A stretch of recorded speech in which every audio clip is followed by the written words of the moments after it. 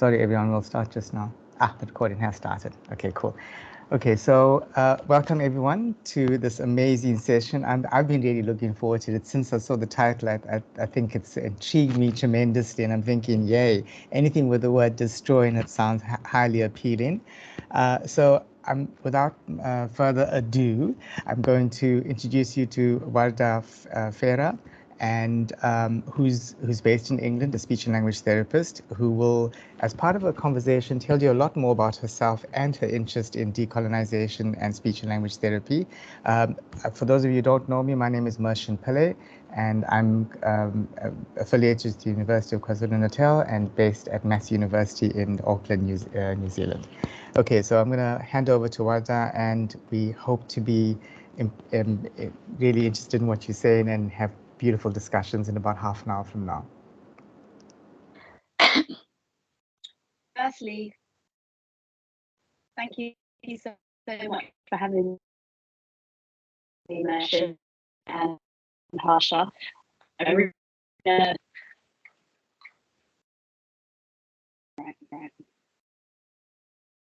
I'm just wondering, can you see my screen? We can't see your screen, and also to let you know that your audio has still got a slight lag. There's a bit of an echo in it, but it's okay. And your screen is not visible. Let me see if I can share.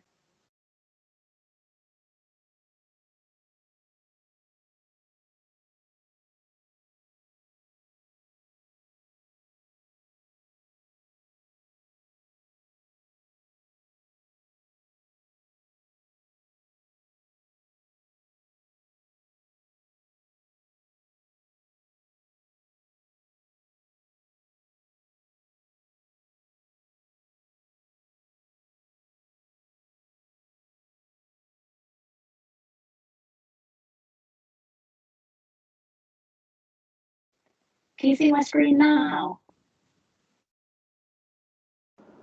No, it's not visible. Quick alternative is maybe we can email this to, you can email it to me and I can present it. It looks like we've got a share option. Okay. If you want to maybe start talking and then we'll synchronize with slides. Is that okay? Do you know what? I'm just going to read it straight away. Okay. Sorry. You won't be able to see it, but you can listen to me. So my talk is called Decolonise, Destroy and Dream Thought Experiments. And the reason why I wanted to do, I'm echoing because I can hear myself. I think we're not going to be able to do much about the echo because without your earphones, it was worse, the lag.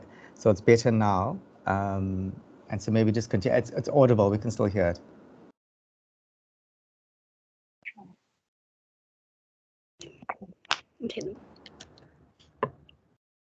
Hello? Yeah, maybe that's better. That's better because I can't hear it echo now. Sorry everybody, it's technical difficulty. Yeah, so my talk is called Decolonise, Destroy and Dream. I love alliteration, so that's why it's called that. And thought experiments, because in the last couple of years, I've been doing a lot of thinking, I've been doing a lot of talking, and there's been so many different things I've learned from many different people that has kind of expanded my thought process. And so thinking is something that's really important to me. Just to introduce myself, I'm a speech and language therapist based in London. I'm a Black woman. I come from an African background, East African background, from a Muslim background. I'm multilingual, and I'm at the intersection of multiple marginalizations, but I'm also at the intersection of multiple privileges as well. So I recognize that. I'm somebody who worked initially as a speech and language therapist, left the profession, and then came back to kind of do my own thing. And so that's a little bit more about me. So something that's been really important to my work is thinking about power relations, power formations. This is something that in my training as a speech and language therapist, there wasn't much consideration or thought about. So issues of power and power relations are central to speech and language therapy. And knowing this should make us or open us up to the multitude of issues these power relations raise in our practice and profession. It's something really important that at the foundations of our training that we remember or we are taught about societal power relations. And often we've been taught that speech and language therapy is an objective science, but it's a socio-political field. I mean, that's what I think, in my opinion. And what I mean by that means it requires us to understand the interplay between our day-to-day roles and how this feeds into the wider system. And when I say the wider system, I mean the wider world, the multiple systems that we all live under. And so it's really important that SLTs are trained to understand the wider implications. So language and life cannot be isolated from each other. We live in languages. So to think that we can treat, remedy a person's language or speech or social communication objectively is foolish, because people live in languages.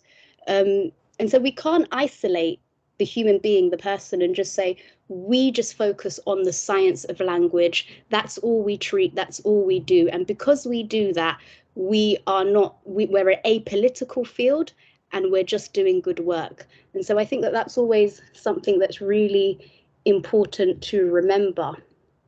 So some home truths. I always say that speech and language therapy is biopolitical, it's colonial, it's racist. Some people don't like to hear that, but I think naming things is really important. I don't like to sidestep issues. And as I said, if we name something, maybe we can actually do something about it. So another home truth that I believe in is that speech and language therapy is not a neutral profession, nor is it an inclusive profession.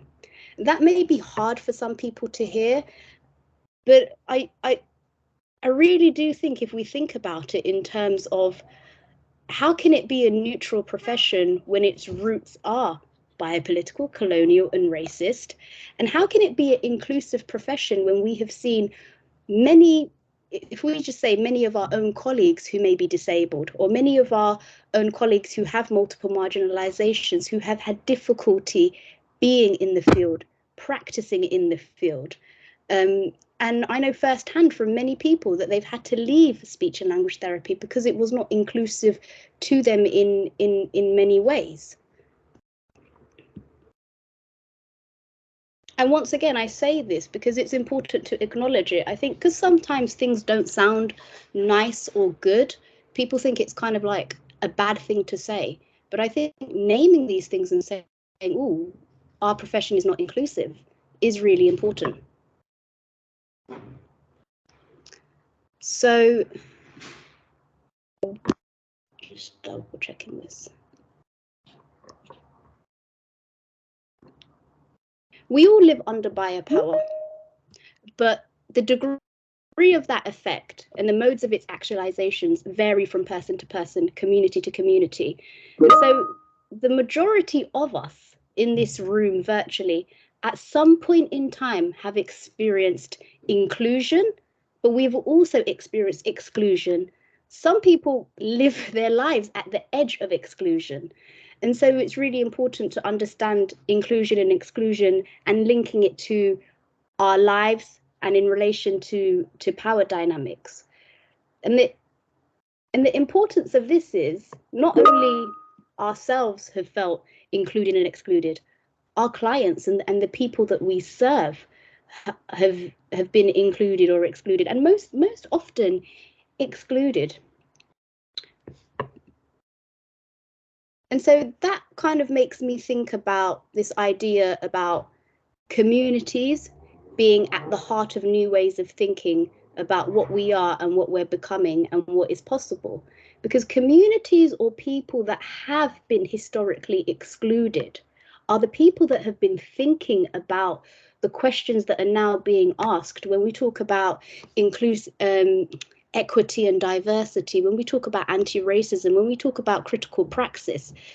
The people that are often been marginalized, who have been excluded, who have had to navigate the system are the people that have been thinking about these issues and the people that we should be going to have these conversations. And often that is marginalized speech and language therapists. But when I say that, I don't say that in the way of we extract information from these people and take their free labor. What I mean is we respect that they are at the heart of new ways of thinking and we value that.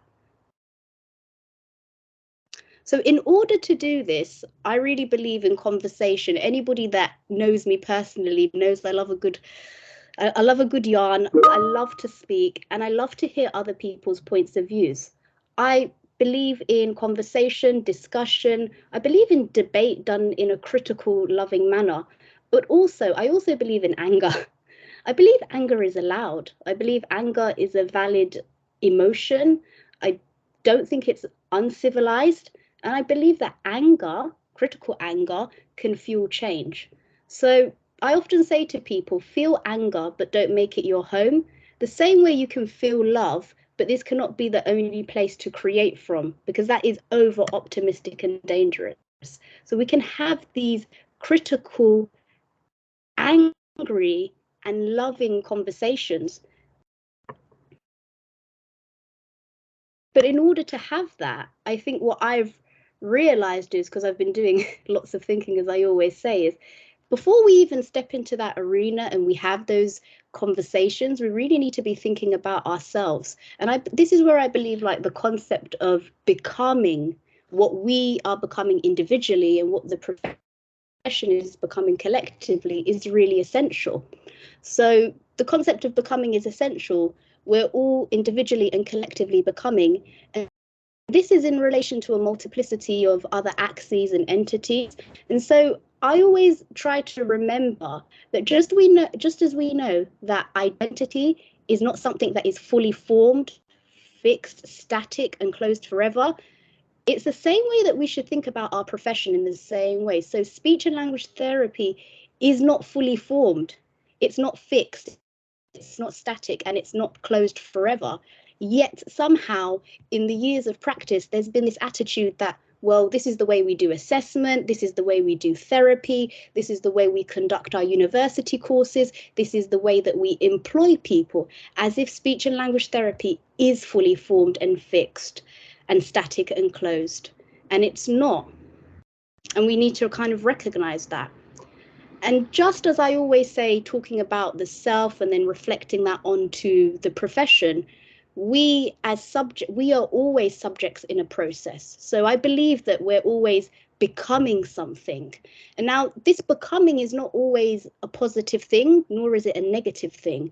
I think the trajectory is down to the individual and community. And we can see that because the pendulum of humanity swings back and forth between periods of progress and decline. And often I think that, particularly in this profession and probably thinking about the world as such, is that we believe that merely moving forward in time does not, like, merely moving forward in time does not intimate positive progress. Sometimes it's the opposite, and we should bear that in mind as we're part of that process. So, for example, Roe v. Wade, the reversal, that's happening in 2022. And so merely us moving forward doesn't mean that we're always making progress. And I say that to say that in speech and language therapy, from what I've seen, there's this rhetoric of, oh, we've got a Black Lives Matter statement. Oh, we've got laws now. Oh, we've got a mentorship group now. Oh, we're really trying to diversify the profession. There are more Black people in the profession. There are more Asian people in the profession. Surely we're moving forward, because as time progresses, positive things are happening. But I think that we should always bear in mind, as I say, the pendulum of humanity does swing back and forth between periods of progress and periods of decline. And as we look forward, that's something that we should be thinking about. And so as I think about, because I said this is thought experiment, so I'm just bring all my different thoughts that I have. And some of them you might be thinking, well, are they really linked to speech and language therapy? But the key is speech and language therapy is not something that sits outside of society or the world. It's not something that's in a silo. it happens here, but it's part of a bigger world. Speech and language therapy doesn't change the world changes speech and language therapy.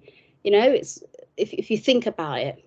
So I'm interested in the work of somebody called Jib Fowler on chronocentrism, which is all about time. And so he has this quote that he says that the belief that one's own time, so we tend to have the belief that one's own time is paramount, that other time periods pale in comparison. And so what that means is we now think that, oh, we're at the apex, we're at this critical period in humanity, we're at this critical period in speech and language therapy. This period is the most important time. And I feel that sometimes, like when I'm in the vibe, I'm like, yeah, oh my God, this is the right time to be doing this. Things are finally in the right place. People in our profession for years have been setting the pace and the precedent for us to act now. And I thought about that and I thought, well, maybe that's not true. And then I thought, well, do we feel the present more acutely because the past is ever fading and the future is yet undetermined? And so then when I think about that, I think, so what would our profession's present look like as the past? So what would our profession's present look like as the past? And in order to do that, we have to sit in this present moment, go to the future, and now look back from the future and see it as the past. And then we go, are we proud of that? Did we do it right? Did we advocate for people? Were we humane? Were we loving? And I think that kind of like frames things in a very interesting way, because that's what always orients me back to, am I doing what I should be doing? Is the profession where it should be? And a really good example of this is somebody called Walker Evans, who is a famous photographer for his depiction of the Great Depression. So he used photos that he took in the present to predict the future. And I share that little anecdote to say that, to me, it means that we're not merely in the present. We have the power to use this moment to actually predict the future. And that can be incredibly hopeful as we transform and reform and change or whatever you want to call it. However, as I like to have a balanced approach, or depending on the day that you catch me, there are caveats to this. So I'm just wondering, can everybody still hear me? Like, is everything still all good? Engagingly so. Okay, cool. All right, okay, I'll go back to that. So as I said, so it's hopeful because we can predict the future using the present moment, etc., etc. And this is brilliant because it's like a time of change. Yay.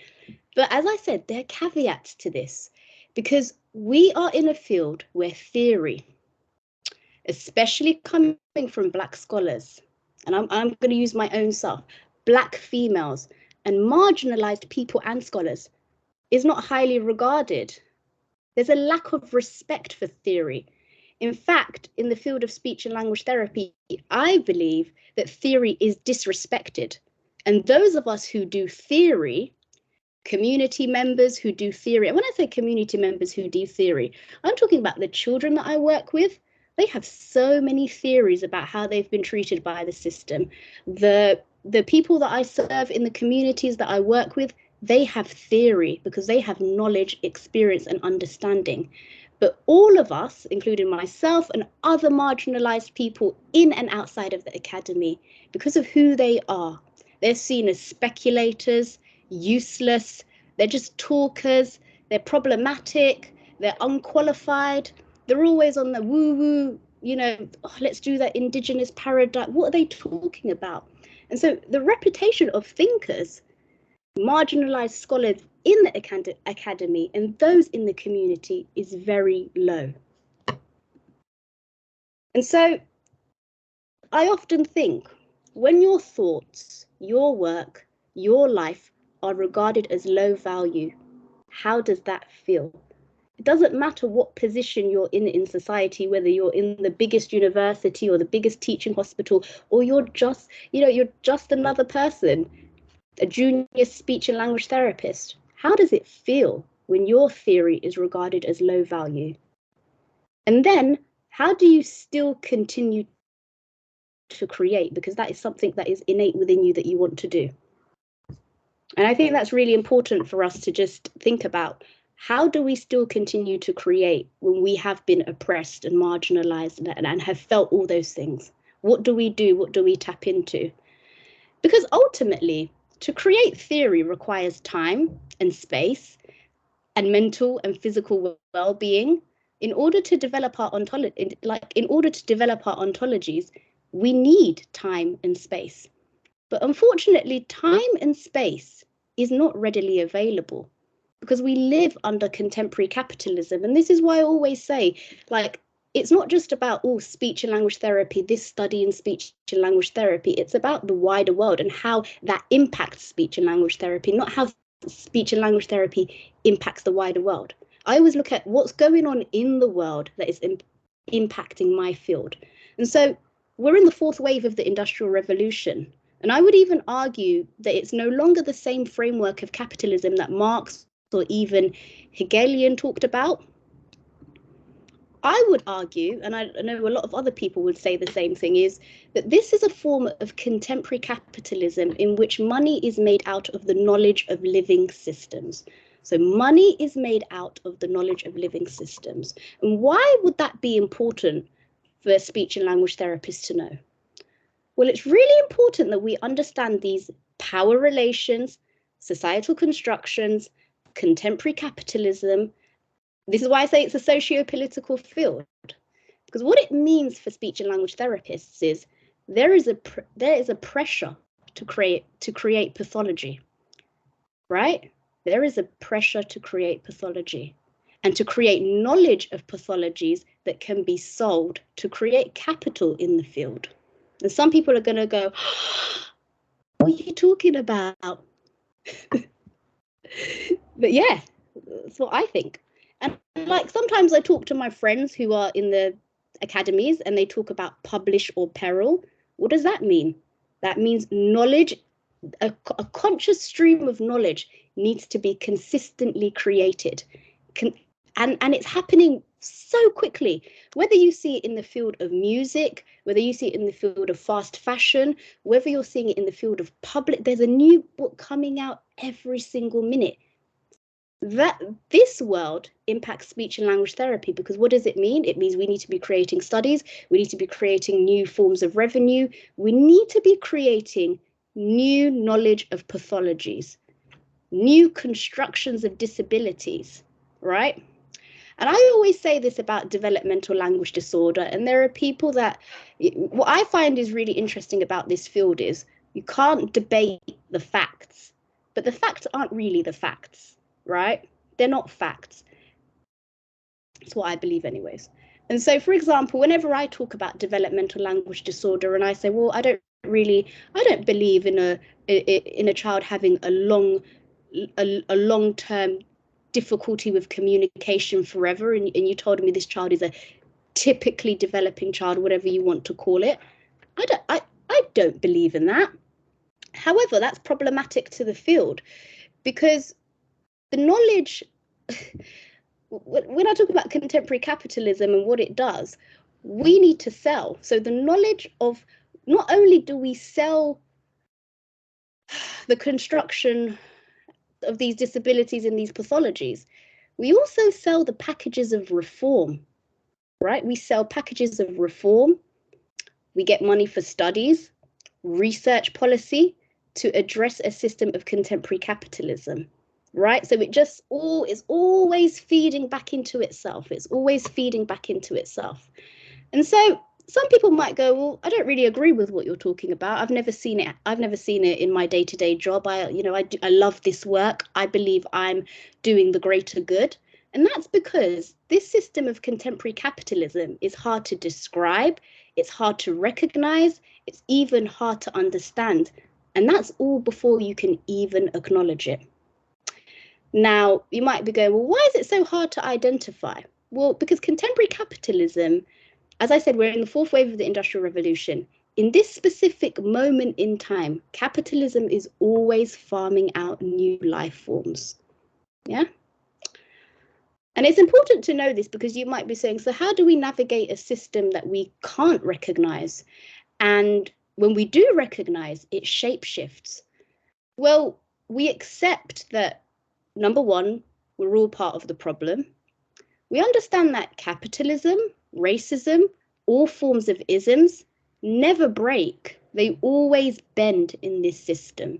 They morph, they adapt, they mutate, they get stronger, they become more immune to us. They become less easier to perceive, and they take on any modality possible. And we, as individuals and communities, are caught in that web that keeps the system. So when I say even those of us, I say me right now, as I attempt to resist the system, I am part of the process of the knowledge creation that feeds contemporary capitalism, because it's all two sides of a coin. So whether I say there are the people that create the pathologies and there's people that resist them, either way, we are all part of that knowledge economy that feeds that contemporary capitalism that's in our field and in our work. So let me link this back to speech and language therapy, because that's kind of like what you're here for.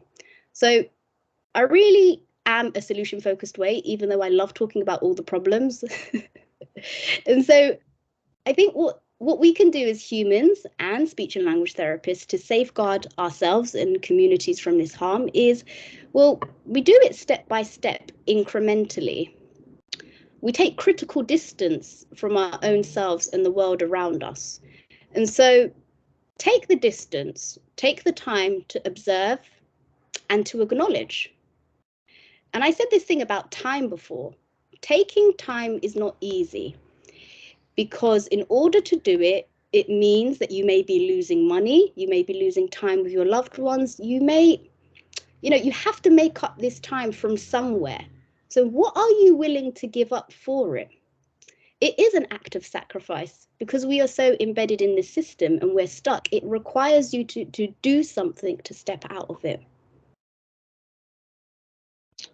Oh, I'm getting nearly to the end. This is good. Okay, so one thing I always say is I'm always about optimism and hope, because I do believe in hope. But also now what I've started to do in my work is incorporate the language of affirmation.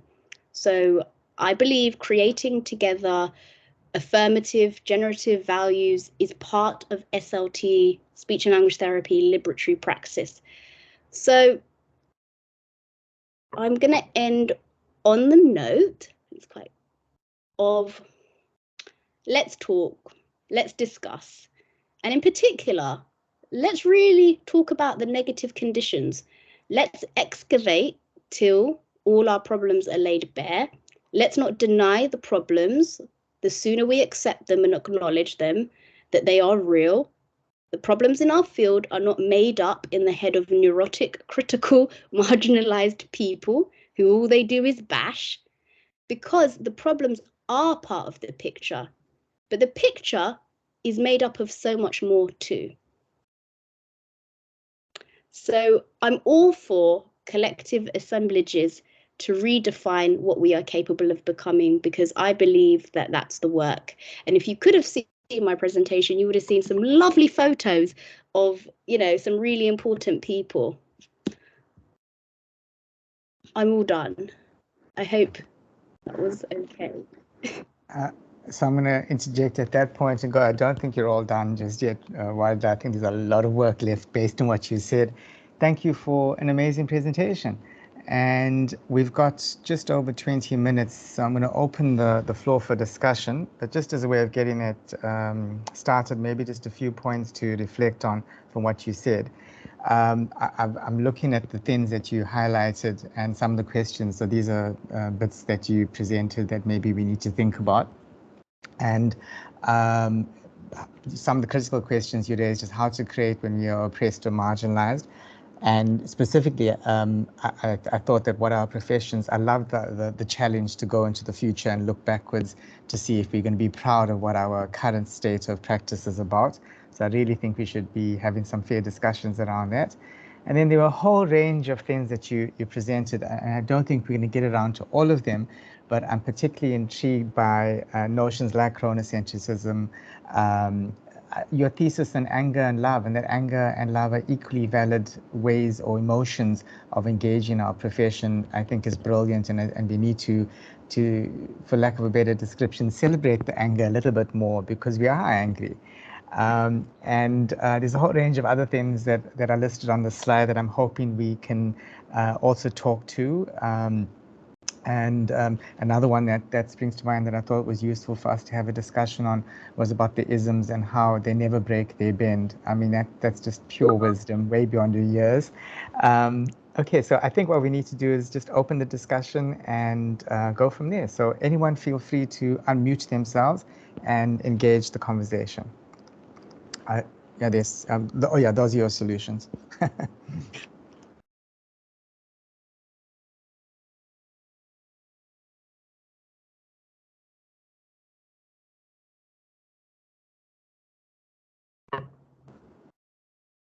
Please unmute if you have a question or comment or anything else that you'd like to share.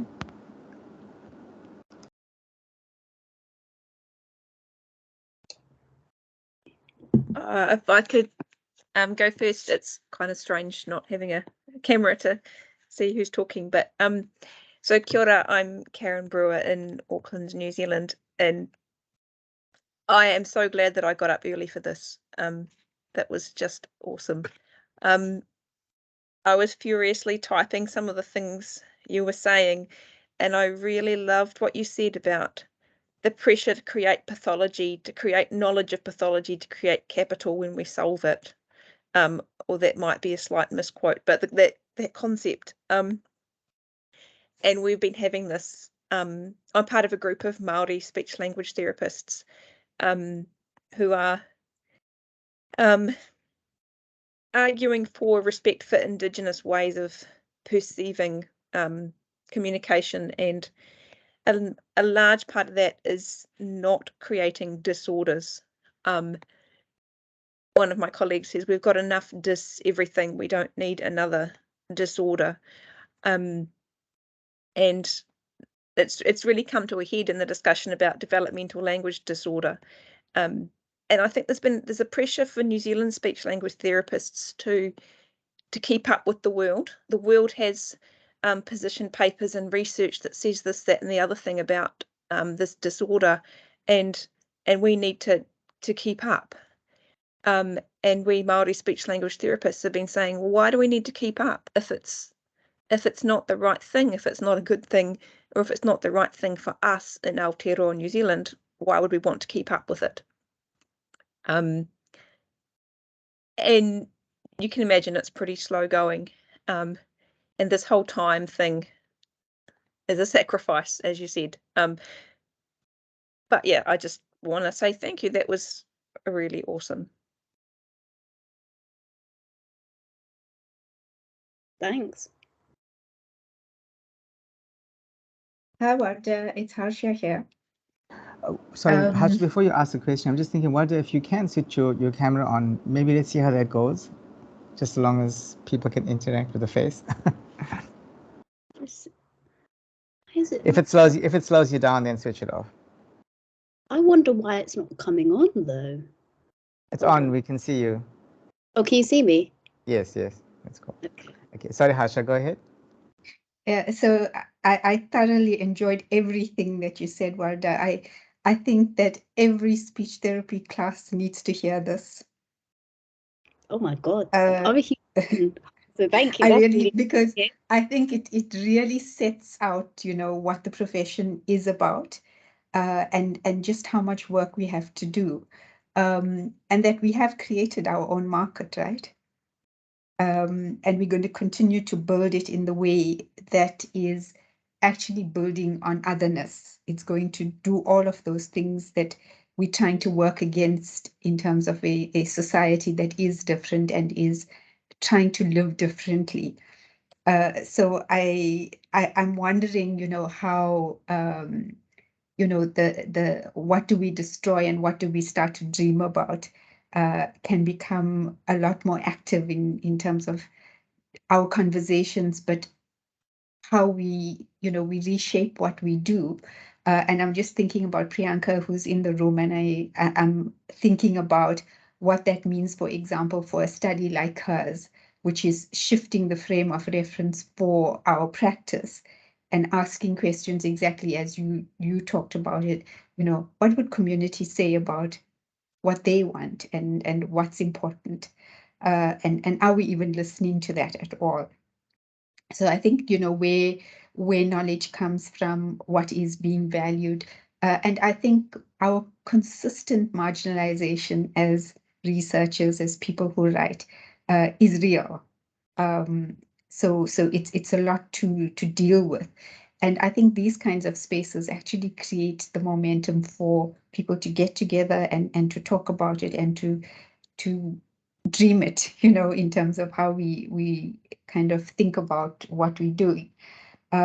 So yeah, I just want to say that I really loved what you said, and I think that our being part of a system and really being caught up is a difficult one, and that system will reconfigure itself in every possible way. So how do you live with it and how do you resist? That is really our challenge. So thank you very much for that.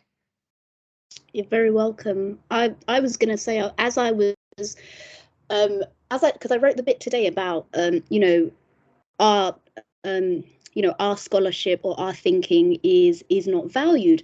And I actually was thinking about you and Mershan and thinking, however many years ago, I'm not going to put a number on it, many years ago, you have been discussing these issues and talking about it. And now these issues are kind of having a bit more momentum in speech and language therapy, and the mainstream speech therapists are now talking about it. And so it's this kind of thing about when we say it, it's devalued, and when they recognize it, oh, it's now important. And so I think that's why I said about who is seen as a thinker, whose thinking is valued, both inside and outside of the academy. Because I think my understanding of this is it doesn't matter if you're in the academy and you have multiple PhDs. There is this attitude, and I think particularly in speech and language therapy, because I've seen it, where our thinking is undervalued, but then when it's taken on, suddenly it's really important. And that's where I talk about anger a lot, because I am angry about that, because I'm angry because it's not plagiarism, it's my granny would call it thieving, shoplifting and taking. And so I think it's really important that we acknowledge that we as thinkers, regardless of whatever qualifications we have, our thinking is important and our knowledge base needs to be respected.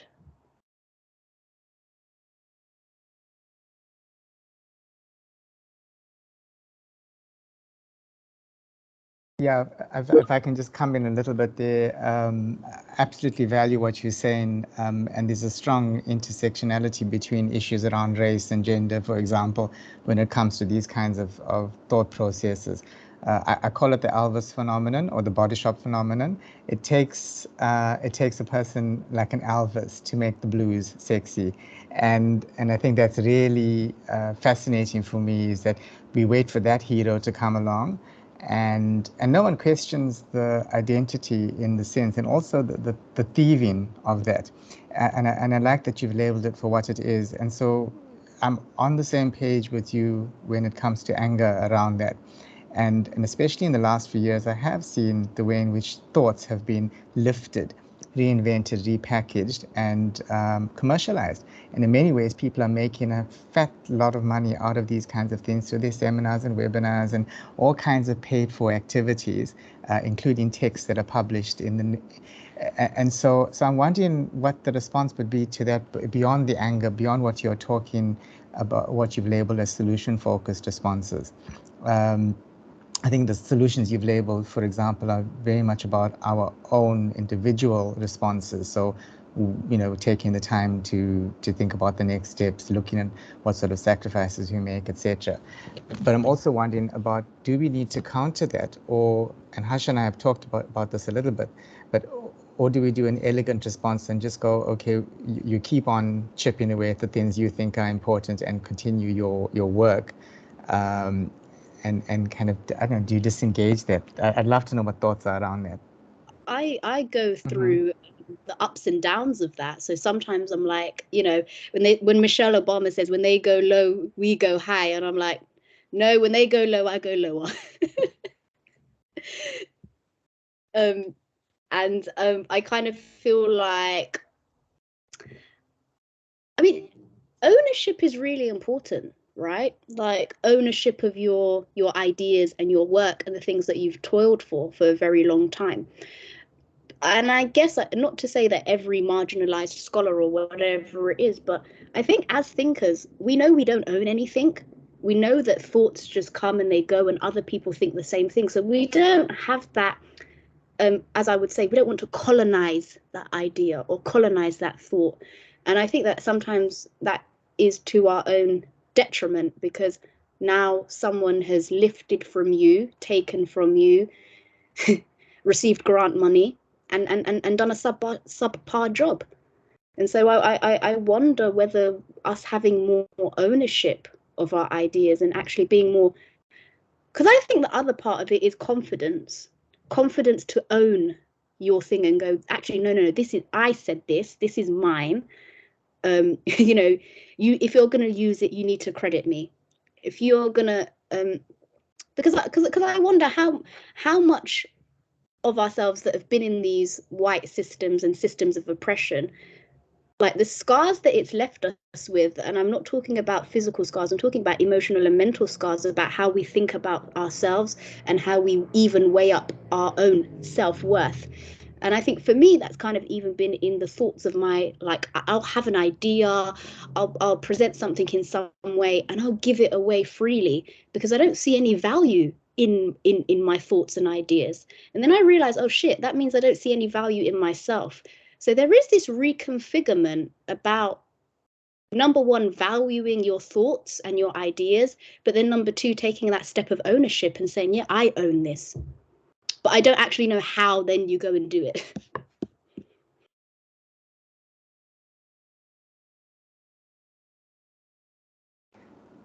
Thanks for that. I think I agree with the fact that thoughts, once it's out there, you actually have no control over that, and there's definitely a need to engage that free sharing of ideas and thinking, etc. But there is that edge around acknowledgement and valuing, and I think that process of valuing is also historically situated, that it comes with its own ism, and there's another level of marginalization that happens there. Tasneem Kalbai, you have your hand up.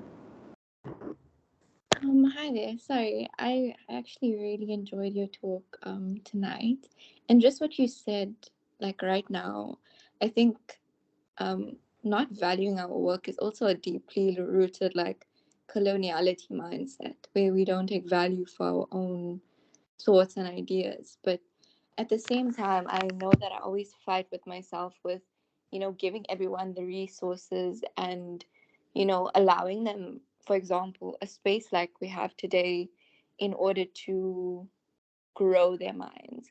So I fight with myself with regard to, okay, do you give people the resources, or like how do you weigh up those two, if that makes sense? Yeah, I think about that too. I'll be honest with you, I feed my community now. When I say I feed my community, the children I work with, their families, their parents, the people that are in my small little cosmos, they're the people that I give to. People that are in more privileged positions than unless it's somebody who I very much value and respect, and we have some values aligned, I'm not going to waste my time anymore, because you don't need my help. You've had all the privilege. But the community are the people that I want to give my resources and my time to, whether they pay me or they don't pay me. That's where I want to sow my seeds. So I've made a distinction that for the families and the people and even in my local area, the people that know me, I give to them what I can give to them, because I see that as sowing the seeds for my own future. But other people in different privileged positions, not anymore. Not anymore. Thank you so I much. think It definitely makes sense. I mean, so I'm a fourth year speech therapy student, and I think that's something that I'm always battling with myself is, okay, how much do you give and where do you draw the line? And I think these critical thinking points are so important to have with yourself, which links back to one of your points about self-reflection and how, speech therapy, the world revolves around speech therapy, not the other way around. So thank you so much. And Tasneem, I'd love to see you take those ideas further post-grad. So build yourself up into a research mode around it. I think your thinking is spot on. Yeah, I mean, I just can't help but agree with your investment in community. I think that is probably the way to go, is to grow your own in a sense, and to ensure that it's going to the place that your energy deserves to go to.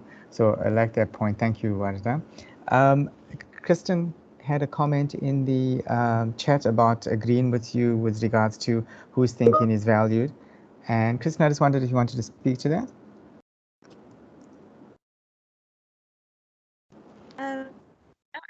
I just think it's something that frustrates me quite a lot is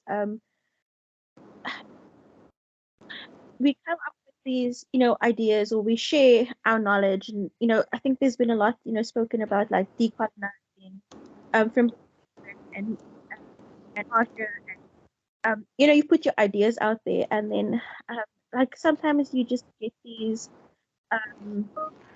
like articles and stuff that come out that speak about the same thing, but they kind of like misinterpret or misunderstand, but then also get the same, like, level of, or even more appreciation within the profession. But it's also, when you look at who's the person that's authoring it, it's coming from a very specific perspective or worldview. And so I think for me that part, when what you're trying to say is misinterpreted, misunderstood, is part of the issue, because then everything kind of gets confabulated. And so yeah, I don't know, it's just it's not a fully formed thought or anything like that, but I think it's just frustrating when yeah, it's that issue, I guess, around that coloniality of knowledge, how Well, yeah. I guess the thing that is that once you put a thought out there or an idea, it's you don't own how people interpret it or take it. So, for example, Black feminists or whoever else have been going through this for a really long time. The people that have coined the term intersectionality, how they wanted it to be used and how it may be now being used. See, that's that capitalism, that contemporary capitalism that I'm talking about. It's changed it in so many different ways, and so many other people are making money from it and taking it into a completely different direction. But you have no control over that, because when things, it's like art. When art comes into the world, it's consumed in so many different ways. And so I'm okay with creating something and it's taken in a completely different way. But what I'm not okay with is my work being stolen. That's where I will draw a line. Hi, this is Christine from Delaware in the United States, and I just adored your talk. That was really powerful, really important. And as a woman in a white body, I am feeling really called to do a better job of identifying originating sources, right? And making sure that we're attributing work to the thought leaders and to the folks who had the ideas, presented first, and not just to the folks who are now co-opting those really important, really yeah, really revolutionary, but also these ideas have been current for a while. So I will seek to do better with that for sure. Thank you for your talk. You're welcome.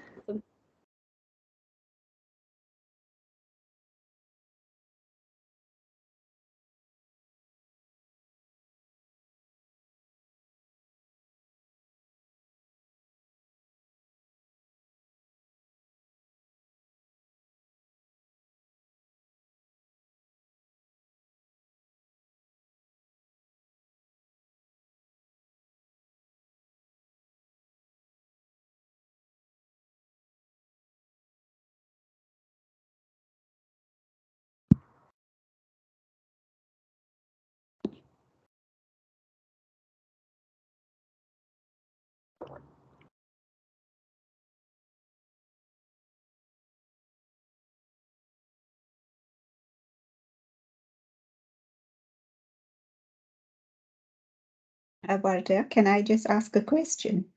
Of course, yeah, of course. So, when you work now, what does the practice look like? Do you want, do you want the right? Do you want the honest answer? Yes. So when I work now, a lot of my work is, I would call it, because I draw a lot of work from Anne Charity Hudley and liberatory linguistics. So I realized that the young people that I work with are going to be marginalized no matter what happens to them. So the best thing that I can do for them in the time that they're with me is prepare them for that and give them some you know, help them regain agency over themselves. So some people will say, oh, is it strategies? No, not really. It's about helping them understand themselves and understand who they are, the bodies that they're in and the world that they're in and how they're going to navigate that. And kind of, you know, regaining agency has been a huge thing, because the children that I work with that are mostly predominantly minoritized children, Black children, Asian children, that have been highlighted as having communication difficulties. And I realize they don't have any communication difficulties. In fact, their languaging is creative. I learned that I didn't have access to their code. That's why I didn't understand them. And the more time I spent with them, I was like, hold on, language is just a game. I just have to learn access to their code and vice versa. And so this actually, working with these children has really informed my practice in a way of unlearning.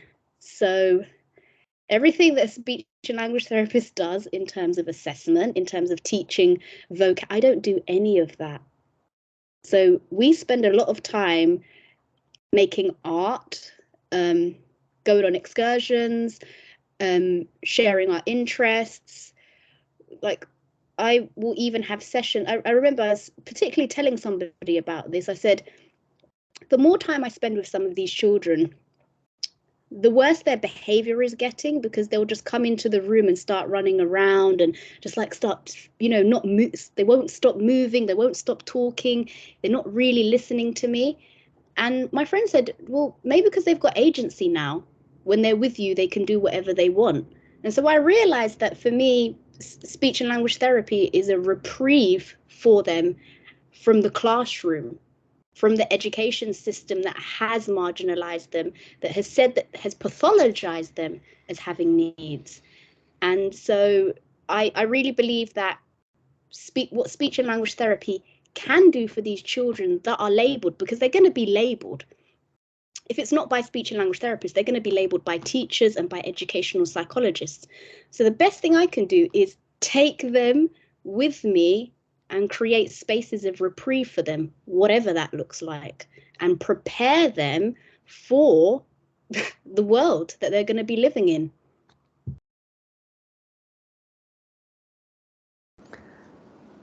I think that's an amazing framework to think about. We're going to call that Farah's Spaces of Reprieve framework of clinical practice. I think it's an excellent way of looking at how we can, as a profession where we are right now, do something meaningful enough to work with the people we work with without necessarily adding to their own destruction. So thank you very much for that comment. I noticed we're almost at the top of the hour. Are there any other comments that people would like to make, or one last burning question perhaps?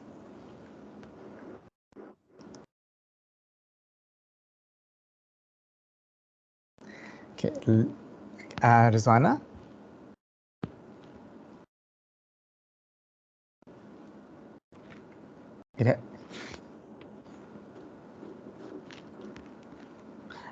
Rizwana, are you going to unmute yourself, or was it something you're typing in the... you can't unmute. Okay. So I think it's how have you moved away from the pathology focus of SLT and yes, SLT in assessment and therapy. Can you give us some examples? I think you started giving us some examples, but perhaps maybe if you want to answer Rizwana more specifically there. So how I particularly moved away from the pathology. So the question is, how have you moved away from the pathology focus of SLT in assessment and therapy? Can you give us some examples? Yeah, I mean, I firstly moved away from it because I know that the assessments are racist and biased. So I don't. We're not doing that. We're not doing that. So that was one step. The second step was actually another part of this is that the pathology isn't in the child, it's in the environment. So I do lots of teacher conversations, special educational needs conversation, coordinator conversations, lots of conversations with people of power around the child. And so sometimes I don't even work with the children because I'm like, there's nothing wrong with this child. In fact, very talented, but there's something wrong with you, adult. And so you just flip it on that way, and you it's a model that actually does work, because what you end up doing is it's what I started to see as an efficient use of my time was it's not to train. I don't train people, but I have conversations that interrogate people's opinions and thoughts and themselves. And by having that with these teachers or these people in positions of power, they learn things about themselves and how they see children. And if they could somehow change that or reorient that to maybe how I see it, it meant that there's hardly any referrals they give me. And when they do give me referrals, they give me referrals for teachers and go, can you speak to this teacher and teach them about this or teach them about that? So because for a really long time, I was just wasting my time working with the children and not having any success with the adults. So part of my intervention is it's the adults that need the work, not the children. And I will still see the children, but when the children come see me, they could just do whatever they like, whether it's an art project, whether it's a music project, whether it's just they want to read. So it's a real good time for them. Okay. Wonderful. I love the lens reorienting to the adult who needs the fixing. So beautiful way of approaching it. Thank you very much, Warda. And I think on that wonderful, nice strategy of working within the kind of framework you're going to be promoting more, I assume. I'd just like to say thank you. It was the most amazing discussion. I've learned a lot from you, so thank you so much for sharing that. And I'm hoping we can continue these conversations further. And there's a whole lot of people on this conversation right now that I'm sure would like to take things offline with you as well. And I'm just going to remind people to use the Teams space as a way to discuss if you'd like to connect with others. So feel free to do that as we go through. And yeah, thank you very much for sharing your time and your expert knowledge in this area. And we'd love to hear more from you as we go through. And we're looking forward to meeting the rest of the group at the next SIG meeting, which we'll announce shortly. Okay. Thank you so much, Mershon. I know I'm going to be doing fangirl. I'm a huge fan of Mershon. Autograph coming up. I'm a fan of you too, Tasha. So I'm always like, Mershon just sent me an email. OMG. I mean, respect where respect is due and credit where is credit due, because I know that you and Harsha for the past, I want to say 20 years, it may be more. I know it's probably more, but I'm just going to say 20 years. you have really been doing this work, and have, you know, it's given people like me the opportunity now, years later, to even speak. So Harsha, massive respect, and Mershan, massive respect. Thank you very Thank much. Okay, take care. Thanks so much, Thank you, everyone. Arda. Okay, thank you. Good night. Bye. Okay, good night. Bye.